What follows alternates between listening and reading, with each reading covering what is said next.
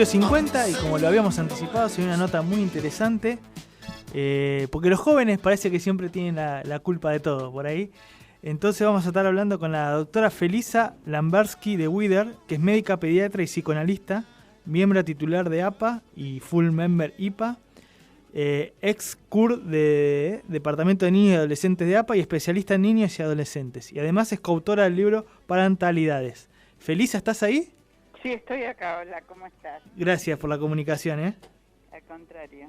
No, vemos en todos lados como una explosión, ¿no? de los jóvenes que por ahí no respetan los protocolos, pero queríamos también darle un enfoque también a los niños y todo, o sea, ver la secuela que puede llegar a tener esta pandemia en los jóvenes y en los niños, porque ahora parece que son los culpables de todo y también como que tienen la necesidad por ahí, ¿no? de contactarse y generar vínculos.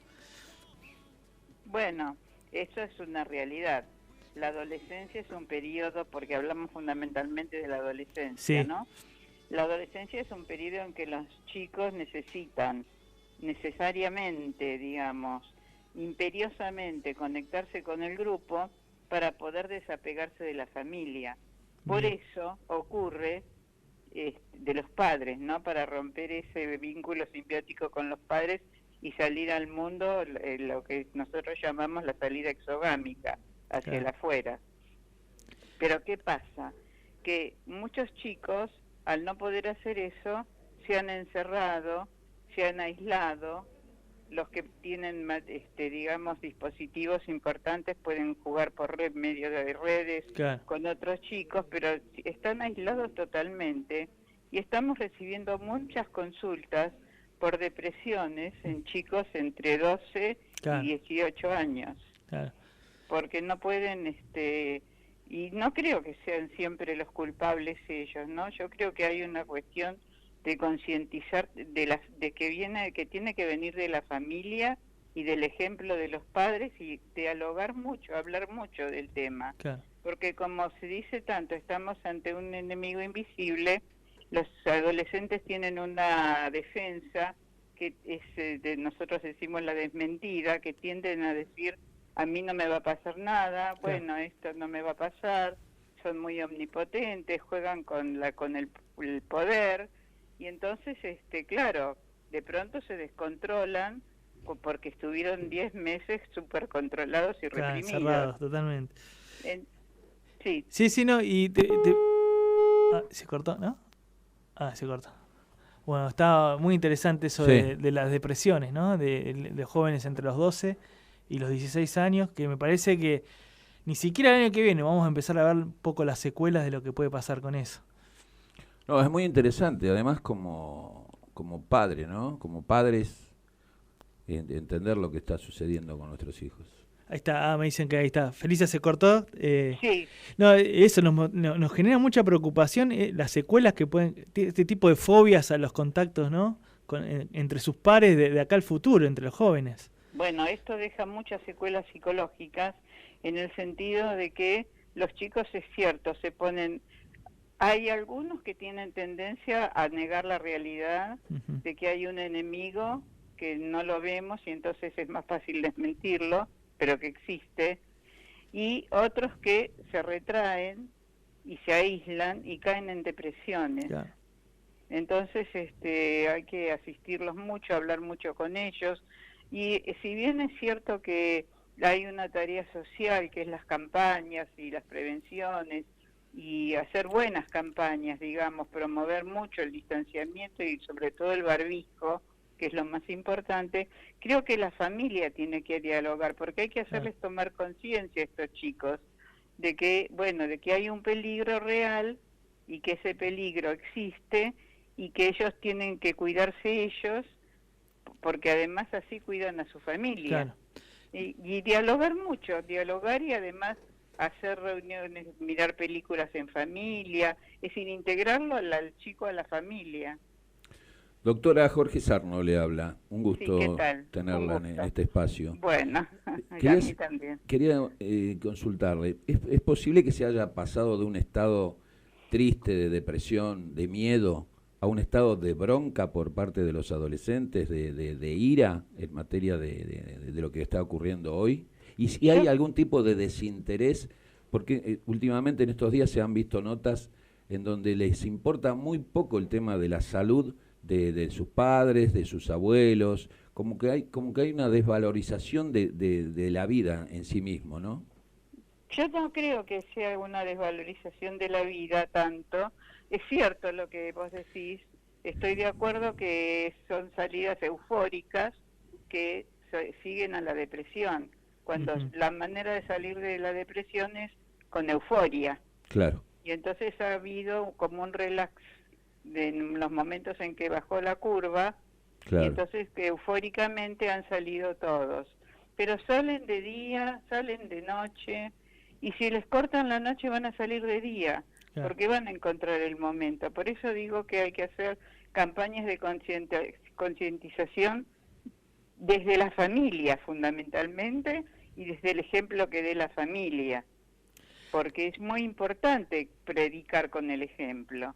Claro, pues pensaba, digo, el encierro de vuelta no va a ser solución, digo, ¿no? No. Es decir, que cerramos todo, no vamos a estar en la misma situación de acá a un mes, ¿o no? Los adolescentes tienen esa capacidad de negar la realidad y siempre van a encontrar un lugar para transgredir, porque la transgresión también, cuando usan drogas de más o alcohol de más, son tendencias a la transgresión propias del adolescente, cuando a veces se patologiza eso, ¿no? Por supuesto no estamos hablando de los casos extremos, sino estamos hablando de los casos en que los chicos, bueno, tienden a transgredir, por ejemplo, emborrachándose 1 o 2 veces. Claro. Y entonces... se nos corta. Y las comunicaciones. Vos decías de los medios de comunicación y hay que hablar de las comunicaciones también, ¿no? Cómo pagamos por servicio que por ahí después no tenemos señal y eso. Así que bueno, ahí está tratando Sole de volver a comunicar. Está muy interesante la charla. Me está haciendo pasar, Gago, de la depresión a la ira. A la ira. Termino rompiendo todo el estudio acá. No me rompa el cartel que está medio flojo. Tengo miedo que se caiga arriba suyo el cartel. Quedó ahí medio... a ver si podemos comunicar. Yo le quería preguntar a ver si ya está en el aire. Ahí está, el último intento, Felisa, se corta. Sí.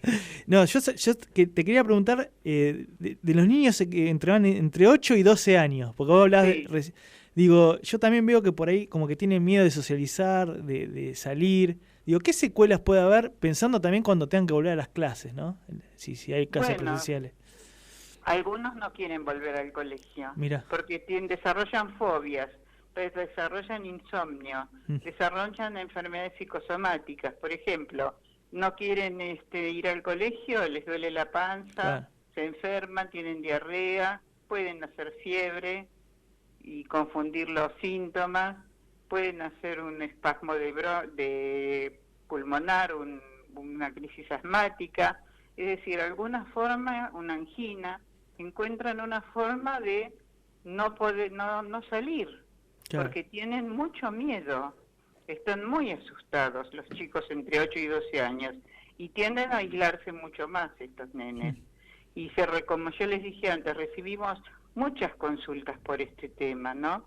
Por los adolescentes deprimidos, encerrados, aislados y que tienen fobia a salir a la calle. Claro. Está lo que se llama el síndrome... Los chicos entre los 8 y los 12 años, como dijiste vos, ¿no? Que son preadolescentes. Sí, preadolescentes. Se habla del síndrome de la cabaña, ¿no? Algo así. Sí, o de la cueva. O de la cueva, que no pueden salir. Los padres dicen, está en la cueva. Claro. Están en la cueva todo el tiempo. Y eso de cara al futuro, Felisa, no te queremos quitar más tiempo, ¿qué secuelas nos puede traer como sociedad, digo, no? Bueno, evidentemente esto no tiene... Hola. Sí, te escuchamos.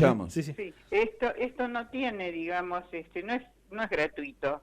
Evidentemente cada uno, de acuerdo a su aparato psíquico o a sus defensas, hará la secuela que tenga que hacer. Pero secuelas va a haber seguramente, ya las hay, ya las hemos visto en el año. Los que trabajamos con niños y adolescentes recibimos permanentemente 2 o 3 consultas por día. Claro.